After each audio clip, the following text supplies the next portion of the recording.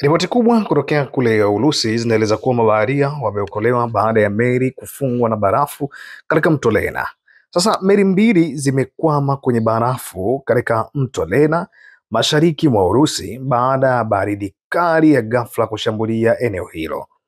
Tukio hilo limetokea wakati wa majira ya baridi ambayo yanayoanza mapema kuliko iliyotarajiwa, hali iliyosababisha maji ya mto kuganda ghafla na kufunga meli hizo katikati ya safari.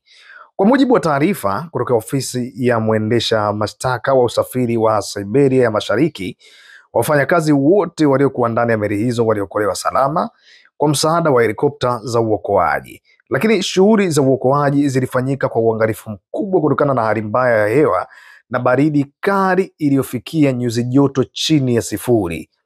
Mamlaka za Urusi zinasema zinachunguza tukio hili ili kubaini kama kulikuwa na uzembe wowote wa kibinadamu au changamoto za hali ya hewa pekee ndizo zilizochangia ajali hiyo ya nadra sana kuweza kutokea. Lakini mto Lena ni mojawapo ya mito mikubwa zaidi nchini Urusi na huathiriwa kwa kiwango kikubwa na mabadiliko ya hali ya hewa kipindi cha kuelekea majira ya baridi. Habari hii bana imeandaliwa na Eastern Liberia Transport Prosecutor Office ndio ambayo imetoa taarifa hii ya kwamba meli zilikuwa zimeganda katikati ya safari kwa sababu tu barafu ilikuwa imeongezeka, tena ilikuwa ni kubwa kweli kweli.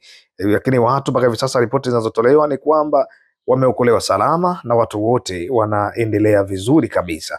Kwa hiyo kwa ripoti ambazo zipo mpaka hivi sasa ni kwamba watu hawa hawatakuwa na changamoto ya aina yoyote, ijapokuwa meli sijajua sasa kama zitakavyokuja mpaka kuja kuondolewa, usalama bado utakuwepo kwa vifaa vyote ambavyo vilikuwa vinatumika au itakuja kuwa kwa namna gani. Lakini nyuzi joto kuweza kushuka mpaka -0 ni jambo ambalo kiukweli hata mimi linanibakisha kwenye mashaka makubwa zaidi. Nini changamoto kubwa?